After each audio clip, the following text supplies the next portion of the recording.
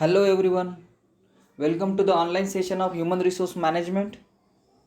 So in today's session we are going to study about wage and salary administration. So in the earlier class we studied about the promotion, transfer and separation. So today we are going to study about wage and salary administration. So what is meant by salary, what is meant by wage, which are different components of wage and different types of wages. So let's start. So, wage and salary administration refers to the establishment and implementation of sound policies and practices of employee compensation. म्हणजे veg आणि salary administration कशाला refer करतं? Salary आणि veg ॲडमिनिस्ट्रेशनमध्ये काय केलं जातं? ज्या sound policies आहेत, जे काही वेज किंवा सॅलरी एम्प्लॉईला द्यावं लागणार, तर त्या देण्यासाठी ज्या काही पॉलिसीज इम्प्लिमेंट आणि त्याची इस्टॅब्लिशमेंट कशी होतं हे आपण वेज आणि सॅलरी ॲडमिनिस्ट्रेशनमध्ये पाहणार आहोत. So it refers the establishment and implementation of sound policies and practices of employee compensation. So first one is wage. A fixed regular payment earn for work or service typically paid on the daily or weekly basis is called wage. Wage म्हणजे काय असतं की एखाद्या एम्प्लॉईला per day काम केल्यानंतर किंवा daily बेसिसवर किंवा विकली बेसिसवर काम केल्यानंतर जे काही एक फिक्स वेज मिळतं किंवा जे काही पैसे मिळतात त्याला आपण काय म्हणतो? Wage. Then salary. So salary is a compensation to an employee for the personal service rendered on weekly, monthly or annual basis. Salary is usually associated with office employees, supervisors, managers, professional as well as technical staff. तर salary म्हणजे काय असतं की salary ही एक fix salary दिली जातं. ती weekly देतात किंवा मंथली किंवा ॲन्युअल बेसिसवर सुद्धा दिली जातं. आणि सॅलरी ही जनरली कोणाला मिळतं की जे ऑफिस एम्प्लॉईज आहेत, जनरली सुपरवायझर्स, मॅनेजर्स किंवा प्रोफेशनल किंवा टेक्निकल स्टाफ, यांना जे काही कंपेन्सेशन दिलं जातं त्याला काय म्हणतात? सॅलरी. तुम्हाला वेज आणि सॅलरीमधला एक बेसिक डिफरन्स सांगतो की वेजेस जे असतात, एखादा एम्प्लॉई जर पर डेवर काम करत असणार तर त्याला त्या दिवसामध्ये जर त्यांनी हाफ डे काम केलं तर त्याला हाफ डेची सॅलरी मिळतं.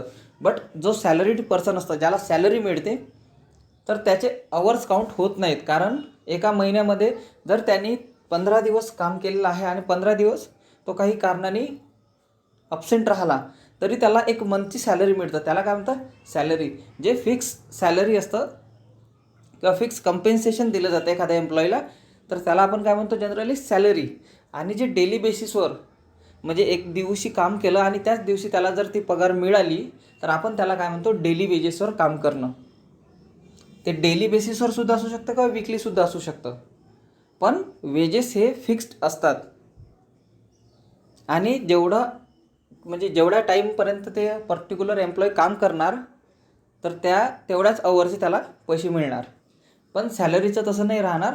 जर सॅलरी 30 दिवसाची, सपोज एखाद्या एम्प्लॉईला 30,000 रुपये सॅलरी आहे, 30,000 रुपये सॅलरी आहे आणि तो 25 दिवस कामावर आलेला आहे आणि 5 दिवस त्याने सुट्टी घेतलेली आहे, तरी पण त्याला त्या 30 दिवसाची पूर्ण पगार मिळणार.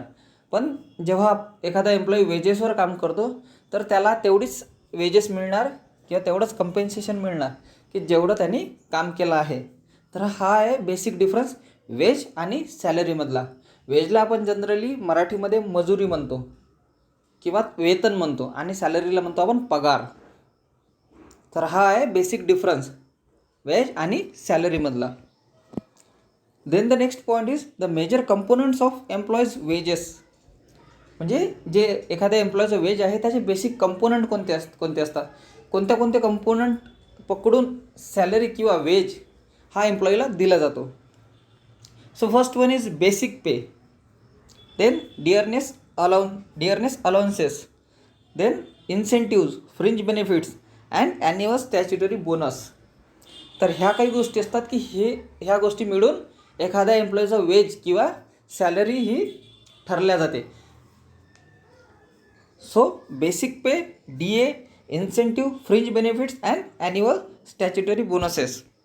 So we will see the components one by one. So first one is basic pay. So what is basic pay? A standard rate of pay before additional payment such as allowances and bonuses. म्हणजे कोणत्याही एम्प्लॉईला एक basic त्याची veg ठरलेली असते की या एम्प्लॉयला हा basic rate मिळणार सॅलरीचा किंवा वेजचा, आणि त्यानुसारच त्याला सॅलरी मिळणार, म्हणजे बेसिक पे मिळणार. आणि त्या बेसिक पेमध्ये जेव्हा अलोवन्सेस आणि बोनसेस ॲड करू तर त्याला आपण काय म्हणतो, हा झाला कंप्लीट वेज और कंप्लीट सॅलरी. म्हणजे एखादा एम्प्लॉई जर त्याचा बेसिक पे 2500 रुपये आहे, कन्सिडर करा की एखादा एम्प्लॉई आहे त्याला 2500 बेसिक पे आहे आणि त्याचे अलाउन्सेस आणि बोनसेस समजा हे 2000 आहेत, तर त्याची कंप्लीट सॅलरी किती होणार, म्हणजे जे आधी 2500 आहे प्लस 200 म्हणजेच त्याची कंप्लीट सॅलरी होणार 4500. म्हणजेच जे बेसिक पे आहे प्लस अलाउन्सेस आणि बोनस हे कंप्लीट पकडून त्याची काय होणार सॅलरी, किंवा त्याला आपण काय म्हणू wage. So it is a wage paid over a period of time to the employee. Period of time could be a monthly और फोर्टनाइटली. म्हणजे जो बेसिक पे असतो हा बेसिक पे कशावर निश्चित केला जातो, एक तर तो मंथली बेसिसवर फिक्स असतो की एवढा बेसिक पे राहणार पर मंथला, किंवा फोर्टनाइटली म्हणजे 15 दिवसाला. The principles of various methods of regulation of pay serve as a guideline in determining the basic pay. ज्या काही गव्हर्नमेंटने ठरवलेल्या गाईडलाईन्स आहेत तर त्या गाईडलाईननुसारच बेसिक पे हा पर्टिक्युलर एम्प्लॉईला दिला जातो. Beside these the nature of job, experience needed and specific skills required to perform a particular job are considered during the course of fix pay. म्हणजे ह्या तर वेगवेगळ्या गाईडलाईन्स तर पाहिल्याच जातात, पण त्या व्यतिरिक्तसुद्धा त्या पर्टिक्युलर एम्प्लॉईला कोणत्या प्रकारचा जॉब करायचा आहे, कोणता अनुभव पाहिजे त्या जॉबसाठी, कोणते स्किल्स रिक्वायर्ड आहेत, किंवा तो पर्टिक्युलर जॉब परफॉर्म करताना कोणत्या कोणत्या गोष्टी कन्सिडर केल्या जाणार, तर यावरून काय ठरलं जातं, बेसिक पेसुद्धा ठरवलं जातं. तर हे झालं बेसिक पे. बेसिक पे म्हणजे काय असतं की बेसिक पे म्हणजे ही मंथली किंवा फोर्टनाइटली एक ठराविक रक्कम पर्टिक्युलर एम्प्लॉईला दिली जाते. तर त्या रकमेमध्ये जर अलोवन्सेस आणि बोनस ॲड केला तर ती कंप्लीट सॅलरी होतं, किंवा त्याला काय म्हणतो आपण कंप्लीट एक वेज म्हणू शकतो. तर हा झाला पहिला component basic pay. Then next one is dearness allowances. आपण नेहमी ऐकलं असणार की DA मिळाला. DA म्हणजे काय असतं, महागाई भत्ता. मराठीमध्ये त्याला काय म्हणतात, महागाई भत्ता. So DA is a second important component of wage packet paid to the employee which compensate the raises in the prices of essential commodity. महागाई भत्ता हा का दिला जातो, ज्या काही इसेन्शियल कमोडिटीज आहेत ज्या डेली लाईफमध्ये पर्टिक्युलर एम्प्लॉईला लागतात, तर त्या पर्टिक्युलर इसेन्शियल कमोडिटीजच्या जर प्राइजेस वाढल्या तर तेव्हा जो अलाउन्स दिला जातो त्याला म्हणतो डिअरनेस अलाउन्स, म्हणजेच महागाई भत्ता.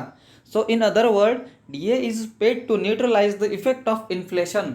इन्फ्लेशन म्हणजे काय असतं, कंटिन्युअस ज्या इसेन्शियल कमोडिटीच्या प्राइजेस वाढत जातात तेव्हा आपण त्याला काय म्हणतो इन्फ्लेशन, किंवा मराठीत त्याला काय म्हणतो आपण महागाई.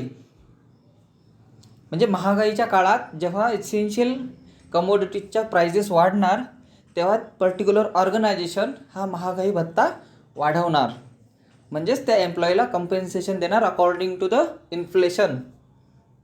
नाउअडे the payment of DA has become an integral and essential part of organisational wage system in India.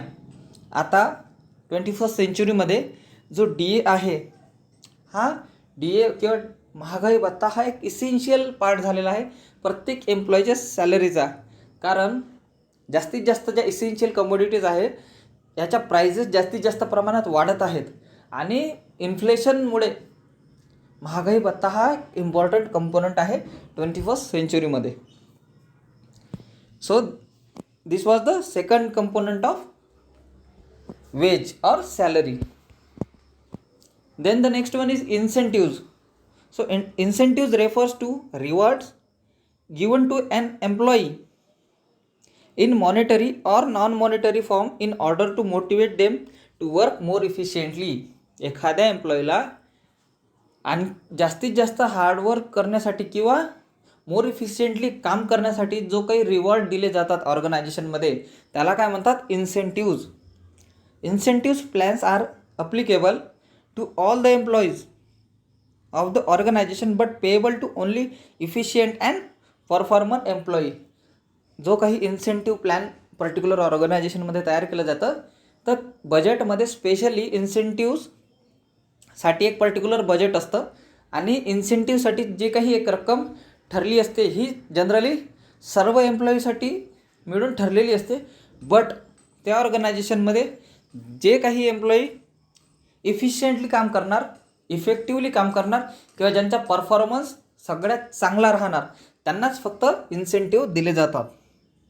Employees of higher skills and energy can earn extra wage by extra effort.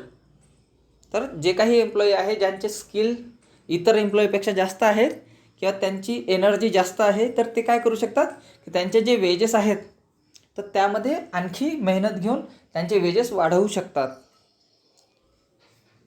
इन्सेंटिव्ज are design to stimulate human effort over and above the current effort. म्हणजे जे काही मेहनत किंवा जो काही effort एखादा employee सध्या त्या ऑर्गनायझेशनमध्ये करत आहे तर त्याला आणखी स्टिम्युलेट करायचं आणि आणखी मोटिवेट करून जास्तीत जास्त 100% पोटेन्शियली त्या पर्टिक्युलर एम्प्लॉईनं काम केलं पाहिजे. त्यासाठी काय करतं ऑर्गनायझेशन, इन्सेंटिव्ज प्लॅन तयार करतं. तर हा झाला तिसरा कंपोनंट. तो पहिला कंपोनंट होता वेज किंवा सॅलरीचा, basic pay, then dearness allowances and third one was incentives. Then the next one is fringe benefits. So what actually means fringe benefit? An extra benefit supplementing an employee's money, wage or salary. For example, a company car, private health care, etc. आता fringe benefit म्हणजे काय असतं, एखादा employee ऑर्गनायझेशनमध्ये काम करत आहे तर त्या ऑर्गनायझेशनची जबाबदारी असतं की त्या पर्टिक्युलर एम्प्लॉईच्या ज्या इतर रिक्वायरमेंट आहेत, जसं की त्या एम्प्लॉईची जी फॅमिली राहणार किंवा मुलं राहणार तर त्यांना मुलांना त्यांच्या एज्युकेशनची फॅसिलिटी अवेलेबल करून देणं. तर हा सुद्धा एक फ्रिंज बेनिफिटचा भाग येतो.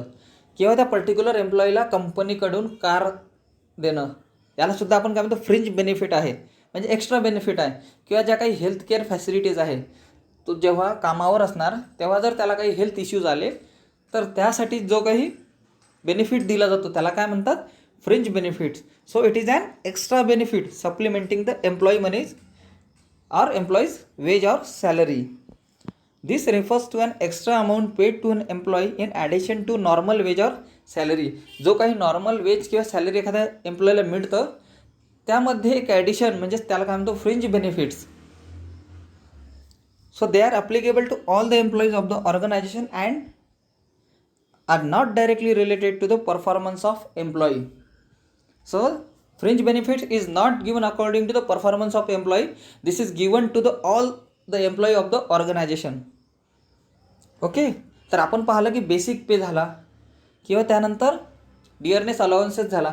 ते डिअरनेस अलाउन्सेस कसा दिला जात होता की एक इन्फ्लेशन आहे, ज्या काही इसेन्शियल कमोडिटीज आहेत त्यांचे भाव वाढत आहेत, महागाई वाढत आहे, तर तेव्हा आपण DA दिला. किंवा इन्सेंटिव्स कधी दिला की जो एखादा एम्प्लॉई जास्तीत जास्त एफर्ट करत आहे, ज्याचा परफॉर्मन्स जास्त आहे त्याला इन्सेंटिव्ज देतं ऑर्गनायझेशन. पण फ्रिंज बेनिफिट तसं नाही आहे. फ्रिंज बेनिफिट हा प्रत्येक एम्प्लॉईला दिला जातो. Nowadays these fringe benefits become important part of compensation package of employees. So these are house rent allowances, city compensation, then medical allowances, home travel concession, medical and educational facility transfer facility, holidays, subsidies, loan, and these are some of the benefits which are included in the fringe benefit. तर एखाद्या एम्प्लॉईला medical facilities देणं किंवा house rent allowances देणं, म्हणजेच त्याला आपण मराठीमध्ये काय म्हणतो, घर भाडे भत्ता. म्हणजे एखादा एम्प्लॉई आहे तो जर रेंटने राहत असणार तर त्याला त्या रेंटचा सुद्धा एक पर्टिक्युलर वेज किंवा बेनिफिट मिळतो. मेडिकल फॅसिलिटीज, सबसिडीज मिळणार लोनवर किंवा ट्रान्सपोर्ट बेनिफिट मिळणार. तर ह्या काय झाल्या, सॅलरी आणि वेजमध्ये ॲडिशन आहे. तर ह्या गोष्टी फ्रिंज बेनिफिट हा प्रत्येक एम्प्लॉईला दिला जातो. Then the last one is bonus. So bonus is very important earning component of employee beside wage or salary. कोणत्याही एम्प्लॉईला त्याला जे काही बेसिक पेमेंट मिळणार किंवा सॅलरी मिळणार त्यामध्ये अतिरिक्त जर काही मिळत असणार तर तो असतो बोनस. तो जनरली वार्षिक किंवा जेव्हा काही फेस्टिव्स असतात किंवा फेस्टिवल्स असतात तेव्हा जनरली ऑर्गनायझेशनमध्ये काय बोनस दिला जातो. According to the dictionary meaning, bonus is an addition payment amount of employees beyond the normal wage or salary. म्हणजे जो काही एखाद्या एम्प्लॉईला सॅलरी किंवा वेज मिळतं तर त्यामध्ये एक ॲडिशन मिळणारी रक्कम म्हणजेच त्याला काय म्हणतात बोनस.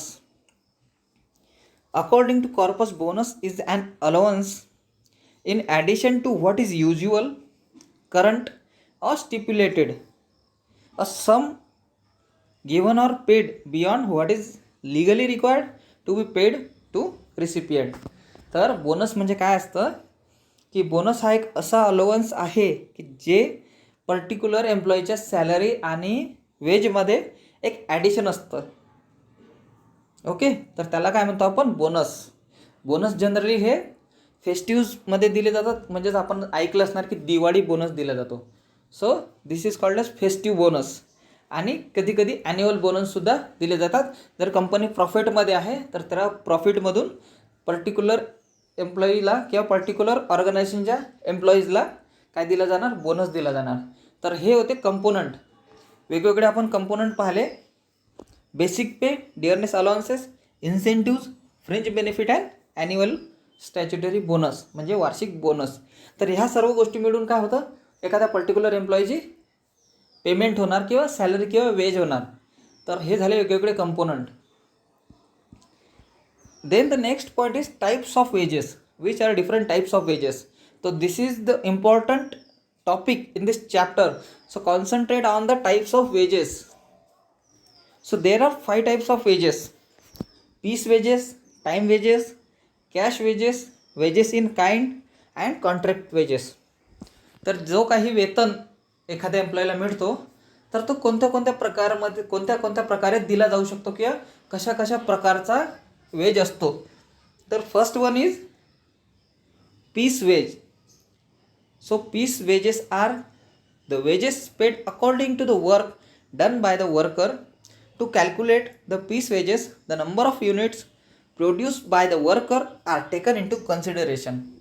एखादा एम्प्लॉई एखाद्या ऑर्गनायझेशनमध्ये एखादी कमोडिटी तयार करत आहे तर जेव्हा तो त्या कमोडिटीची मॅन्युफॅक्चरिंग करणार तर तेव्हा त्या पर्टिक्युलर एम्प्लॉईने त्या कमोडिटीचे किंवा त्या पर्टिक्युलर गुड्सचे किती पीसेस एका दिवसामध्ये तयार केले तर त्याला पर पीस जो काही चार्ज दिला जाणार त्यानुसार त्याला त्याचा जो वेज आहे एका दिवसाचा तो ठरला जाणार. म्हणजे सपोज एखाद्या अवरमध्ये एखादा एम्प्लॉई 10 पीस तयार करत आहे तर तो एका दिवसामध्ये जर 8 तास काम करत आहे तर त्या 8 तासामध्ये तो किती तयार करणार, 80 पीसेस. म्हणजे पर्टिक्युलर गुड्सचे 80 पीसेस तयार करणार. आणि पर्टिक्युलर एम्प्लॉईला जर एखादा किंवा पर्टिक्युलर एखाद्या गुड्सवर 40 रुपीज पर पीस जर एखाद्या पर्टिक्युलर गुडवर मिळत असणार तर त्याच्या एका दिवसाचा सॅलरी जवळपास जर पाहिला तर 400 पर डे होणार किंवा 4000 पर डे होणार जर 40 रुपीज पर पीस त्याला मिळत असणार तर. ओके, तर तुम्हाला एक गोष्ट लक्षात घ्यावी लागणार की एखादी ऑर्गनायझेशन आहे त्या ऑर्गनायझेशनमध्ये जर एखादा एम्प्लॉई काम करत आहे तर त्याला जर पीस वेजेस मिळत असणार तर त्या एम्प्लॉईने एका दिवसामध्ये किती पीसेस त्या पर्टिक्युलर प्रोडक्टचे तयार केले त्यानुसार त्याला सॅलरी मिळतं. मी जे एक्झाम्पल दिलं आहे ह्या जास्तीत जास्त कॉस्टली गुड्स असतात तर त्यामध्ये जास्तीत जास्त पर डे वेज एवढा पडतो. But generally per day wage हा अकॉर्डिंग टू पीस जरी पाहिला तर नियर अबाउट 400 और 500 एखाद्या एम्प्लॉईला राहतो. Then the next one is time wages. if the laborer is paid for is service according to the time, so it is called as time wages. म्हणजे एखादा employee आहे त्याला पर आवर किंवा पर डेनुसार जर सॅलरी मिळत असणार किंवा टाईमनुसार सॅलरी मिळतं, त्याला जर पर आवर सॅलरी मिळत असणार तर त्याला आपण काय म्हणतो, time wages. For an example, if the labourer is paid ₹350 per day, it will termed as time wage. म्हणजे एखादा एम्प्लॉई आहे त्याला एका दिवसाला ₹350 वेज मिळत असणार तर त्याला आपण काय म्हणतो, time wage. Next one is cash wages. In the cash wages, wages are paid to laborer in terms of money. The salary paid to the worker is an instance of wage cases. म्हणजे एखाद्या एम्प्लॉईनी एखाद दिवसात काम केल्यानंतर त्याला लगेच जर cash payment मिळत असणार त्याचा पर्टिक्युलर वेज, तर त्याला आपण काय म्हणतो, कॅश वेजेस. म्हणजे काम केल्यानंतर लगेच त्याला वेज मिळतो. Then wages in kind. When the laborer is paid in terms of good rather than cash, it is called as wage in kind. म्हणजे एखादा एम्प्लॉई ऑर्गनायझेशनमध्ये कोणतं तरी काम करत आहे, बट त्याला जी काही सॅलरी आहे किंवा वेज आहे हा कॅशमध्ये किंवा मॉनिटरी फॉर्ममध्ये न मिळता त्याला जर काही त्या बदल्यात गुड्स मिळत असणार. आपण ऐकलं आहे की जेव्हा बार्टर सिस्टीम होती, म्हणजे जेव्हा एखादी वस्तू विकत घेताना आपल्याला त्या बदल्यात दुसरी वस्तू द्यावी लागत होती, त्याला आपण काय म्हणत होतो, बार्टर सिस्टीम. तर त्याच प्रकारे याला काय म्हणतात, वेजेस इन काइंड. म्हणजे एखाद्या ऑर्गनायझेशनमध्ये पर्टिक्युलर एम्प्लॉय काम करत आहे तर त्या बदल्यात त्याला मॉनिटरी फॉर्ममध्ये किंवा पैसे न मिळता त्याला काहीतरी वस्तू मिळणार, त्याला आपण काय म्हणतो, wages in kind. So nowadays wages in kinds are negligible or not given by the any organization. Then the last one is contract wages. So under this type, the wages are fixed in the beginning for complete work. For instance, if a contractor is told that he will be paid 25,000 for the construction of building, it will be termed as contract wages. Contract wages त्याला काय म्हणतात की एखादा particular employee आहे, suppose आपण example घेतलं कॉन्ट्रॅक्टरचं. आपण कॉन्ट्रॅक्टरला जर सांगितलं की आपल्याला एक बिल्डिंग कन्स्ट्रक्शन करायचं आहे आणि ते कन्स्ट्रक्शन करण्यासाठी जो काही वेज त्या पर्टिक्युलर कॉन्ट्रॅक्टरला मिळणार तर तो किती राहणार, 25,000. हा फिक्स आहे. म्हणजे त्याला आपण काय जरा कॉन्ट्रॅक्ट दिलं आहे, 25,000मध्ये तुम्ही हा जो पर्टिक्युलर बिल्डिंग आहे याचं काम करा. म्हणजे जो काही रॉ मटेरियल आणि त्या सर्व गोष्टी लागणार हा पर्टिक्युलर ज्याला बिल्डिंग कन्स्ट्रक्शन करायची आहे तो प्रोव्हाइड करणार. आणि जो कॉन्ट्रॅक्टर आहे हे काय करणार, लेबरर्स प्रोव्हाइड करणार. त्या लेबरर्सची सॅलरीसुद्धा तोच देणार, पण त्याला आपण कॉन्ट्रॅक्ट कितीमध्ये दिला आहे, 25,000. तर त्याला एक फिक्स कॉन्ट्रॅक्ट दिला जातो, तर त्याला काय म्हणतो आपण, कॉन्ट्रॅक्ट वेजेस. म्हणजे एखादा कॉन्ट्रॅक्ट किंवा एखादा प्रोजेक्ट सुरू करण्याआधीच त्याला एक फिक्स कॉन्ट्रॅक्ट त्यासोबत करून घेणं, त्याला आपण काय म्हणतो, contract wages. So these are the types of wages. Piece wages according to the piece, time wages according to the time, cash wages in the monetary form, wages are given, wages in kind for the work the employee will get different commodities or goods, and contract wages. So these are the different types of wages. So today we discussed about the wage and salary administration, in which we studied different components of wage and salary and then types of wages. So this is the important topic, and study this topic after the session. Okay, so thank you, and thank you for joining the session. I hope you all are writing your practicals in your practical manual or on whatever general pages you have available in your town. Okay, thank you, and thank you for watching.